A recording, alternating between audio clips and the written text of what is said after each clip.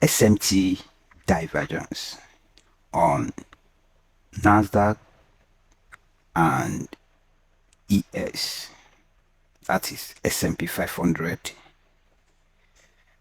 There is a classic divergence that is happening on a monthly time frame. Let's head to the chart and let me show you what I'm looking at on this month of August.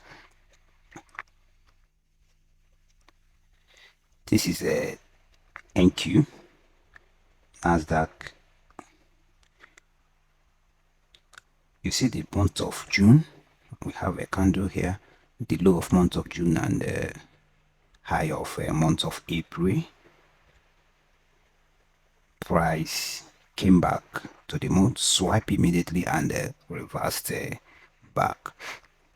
Taking that to ES, you can see price failed to take out the month of June low.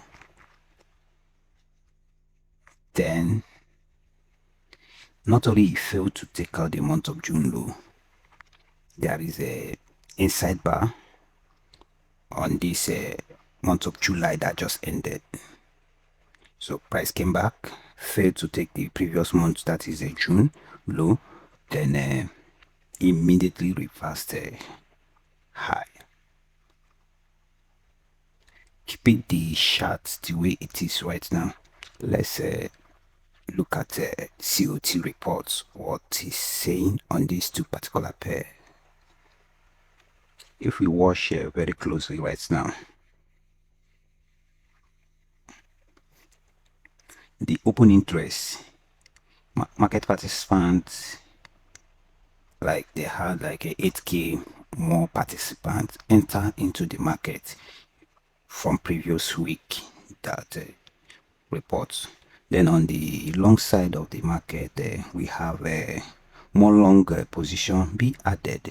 That is to say, we have a 20k 0.5 contract long be added to the market, and we also have the short side of the market curve are being reduced. See, we are seeing two things here. The long side are being added more position, while the short side are being cut. That is, they are ready to see their short position, and more participants is doing what? Entering the market. Then we head to ES. So what is more important now for like probably so many weeks, for so long now, we have a 640k 47k long position, and also we have a more contract, like more open interest being added. We went from the last open interest, we have a 1.939 million to this current more open interest we have now 1.984. So more participants is doing what? Entering the market, and that is what I'm seeing on the side of COT reports. So taking that into at the back of our mind, if institutions are entering a long side of the market, so we should be entering in that direction. So then we come back to our level, we still maintain that our current market structure, especially on a monthly time frame, has not been violated, because this month that just ended, the price failed to take out the June low on the ES, while on the Nasdaq she took that, then reversed back. So that is to say, we are still looking at this. If price has to push up, we'll be looking at one standard deviation of this current swing we are, and also that should be on ES 8143, minus one standard deviation. Then on a Nasdaq, that is on NQ, we are also looking at this one standard deviation at 31509.75. We have had this target for so long. So, and the months just ended, and you can see our structure is still intact.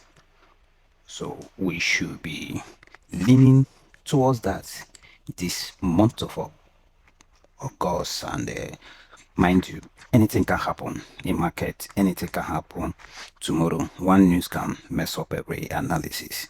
So we should have that at the back of our mind. But the way things are, what price is saying on the chart, I will be leaning towards buying side of the market on EAs. Then let's head to DSY. DSY is really, let's go to COT report on DSY. Let me show you. Like the long side of the market, we shift from 17.9k long to 20k long now. So we for past 5 weeks on DSY, we had this long side of the market. They are accumulating. I don't know what they are doing there. So they're accumulating. Bear that at the back of your mind. But let's head back to price action. Let me show you what is happening.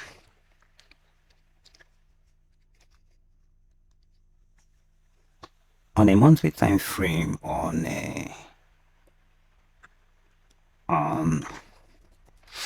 DSY, we be expecting that the price, we have this May high and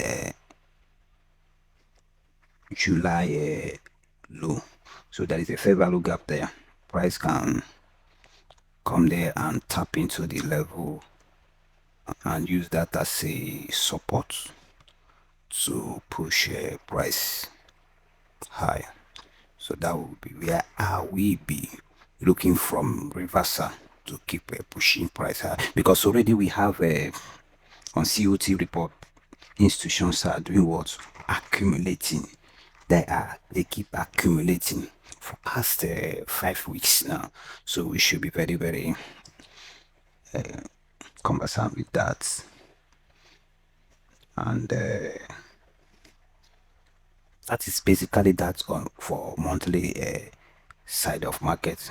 So bear in mind, this week analysis is all about a monthly perspective. So within the weekdays, things can change without seeking for your opinion. Then what other asset I'm looking for?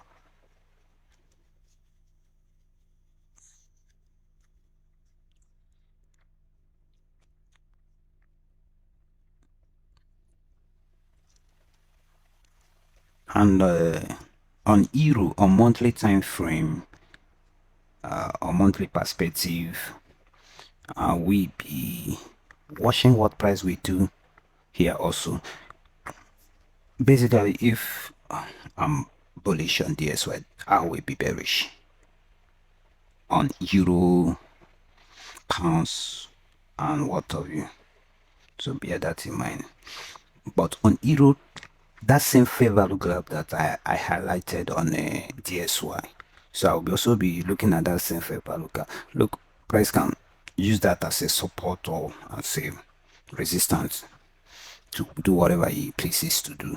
But I will be watching that level very, very carefully and see if we can use that to push price lower on Euro, and on DS if we can use that price to push price was higher. So these are the things that we'll be paying attention during the course of the month. And that will be basically be all for now. And so what am I, in summary? DSY for 5 months, for 5 weeks, so to say, they have been accumulating. Okay, so that is to say, if they are accumulating on a DSY, I will be bearish on a Euro and pounds. Then on indices, institutions are doing what? They will be coming into the market. through their open interest and the new position they added, especially on ES. On ES, they added now the long side of ES is 647k. So I will be bullish on ES, Nasdaq until market say otherwise, and I will be targeting the current swing, the one standard deviation of the current swing we are.